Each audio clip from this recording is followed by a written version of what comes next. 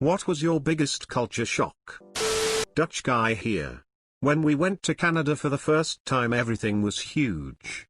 Big cars on big roads, big streets and restaurants and malls. I remember we were driving for what seemed like hours through suburbs, and I just kept thinking surely after the next turn we're out of the city, but the city just seemed to be endless, kind of scary almost. Also, distance was huge. In the Netherlands, driving from the eastern to the western end of the country takes 2 to 3 hours. In Canada, what seemed like an infinitely small distance on the map took 2.5 hours to drive. I know it sounds ridiculous, but my biggest culture shock is hugs and kisses. I grew up in a family who doesn't show love through such means. The very first time I was hugged and kissed by someone, I literally froze and had absolute no clue on how to react. Not mine, but in college I had a roommate from Australia who was studying abroad in America. We went out to dinner one night and I got mozzarella sticks. He could not believe we just deep-fried cheese and then eat it. I went to Spain in 2018. I'm American. I caught a soccer game with some friends in this city called Alicante. What really caught me off guard was that people are allowed to smoke in the seats. Over here in the US, smoking is only allowed in designated areas of the stadiums for any sport. 2 older men were seated in front of me smoking while this 10-year-old in between them just breathed in the smoke as it collected in front of his face. He wasn't even bothered by it. I loved my time in Spain, but that was just unexpected. People can marry whoever they like regardless of family, creed, religion. Like white people can just fall in love with another person and just marry them without any issue. I'm beyond amazed. More like workplace culture, but it was quite a shock when I got a new job. I was sure that adults would act like adults, but instead it was more like high school, people having their own cliques, always blaming others for their mistakes, almost no one taking any responsibility. I'm still quite shocked. I can't believe people actually think they can be taken seriously when they deflect responsibility all the time and act like big children, and still somehow they seem to hang on to their jobs. I spent a month living in Thailand when I was 15. The first hour broke me. The trip there had taken an absurdly long time, and long story short, I had been awake for about 38 hours by that point. I did not have an ounce of mental fortitude, which I also did not know I would need. We, group of us, met up with the families we were staying with, introductions, all that jazz. Nice folks. We decided to go home, get a nap, it was 7 a.m. local, and meet up for dinner. I say decided, but that was the plan all along. I got into the car in the back seat, no seat belts. Okay, cool, that's different, but whatever. We pulled out onto the very busy road on the left side. A bit of a surprise, but hey, that's neat. The city, Bangkok, was wildly different from any place I had ever been. But that was expected, it's the other side of the world, right? Nearly there, we stopped at a stoplight. There was an elephant standing beside me, 10 feet from my window. That was it. That elephant broke me. It was too much. There were no elephants outside car windows anywhere I had been before. I closed my eyes and curled up into a ball until we arrived. Lovely country. Wonderful people. How easy it is to buy electronics and vehicles in North America.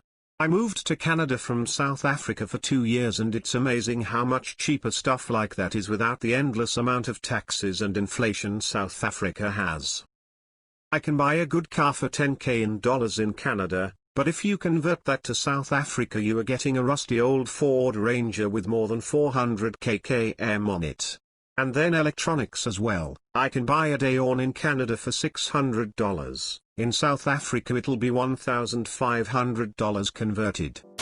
Witnessing PDA everywhere and frequently in France. I'm from a little conservative Asian country. Here couples rarely do it, and when it happens it's just hand-holding.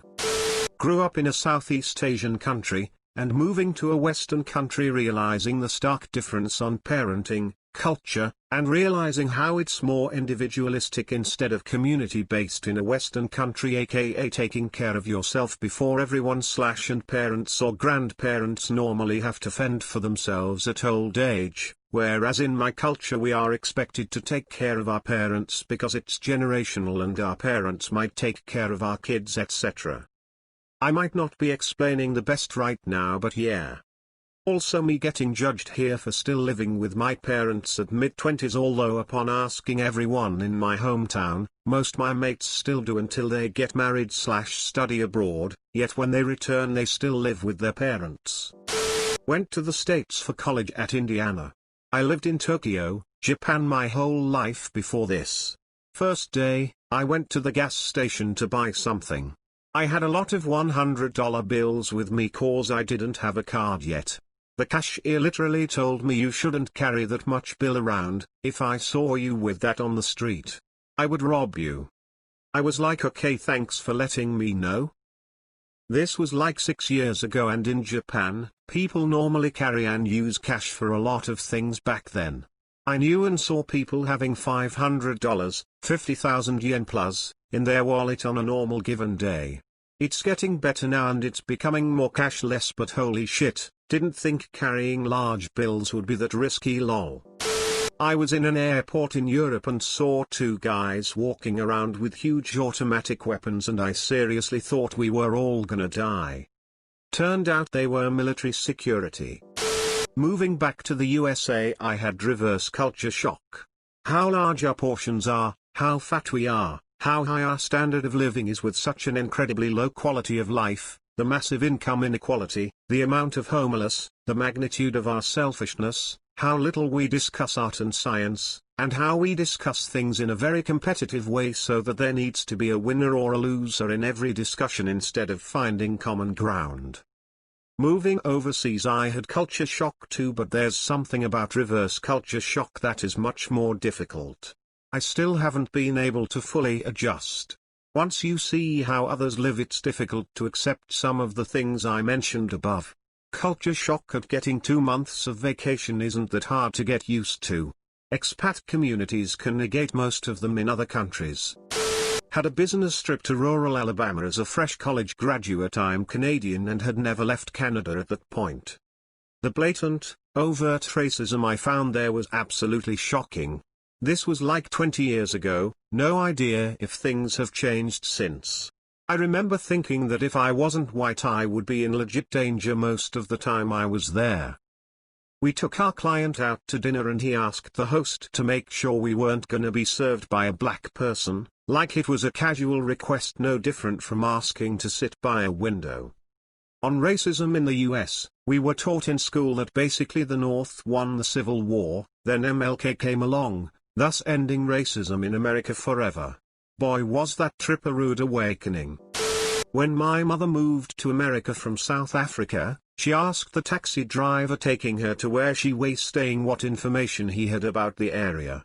She tells me that she'll always remember how he pointed out an area and said it was the poorest in the city, super dangerous.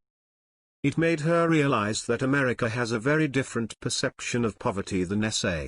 Here, the poor have 4 solid walls, HVAC, and probably phones. In SA, the poor have small sheet metal sheds, no water, no plumbing, no internet, and no electricity. America's stupidly expensive healthcare. I always thought of the country as first world, then I found out a trip to an emergency room can make you homeless in a single visit, and I had to get a prescription, $300 appointment, to get insulin if I wanted to save my life, which in my country is completely over the counter and just $30 bucks. Canadian working in New Zealand. Birds indoors. This may seem minor, but it was so weird to see. When I got off the plane in Auckland, there were birds flying around inside the airport. In Canada, if a bird gets inside, everyone takes notice. Some people even freak out. If it doesn't fly away on its own, animal control is called.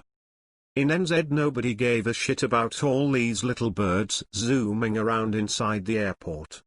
I sat there watching these guys in complete amazement. This was just my first observation. NZ got progressively weirder as time went on. I went to Russia and not everyone was drinking vodka until they got in a coma. Thanks for watching.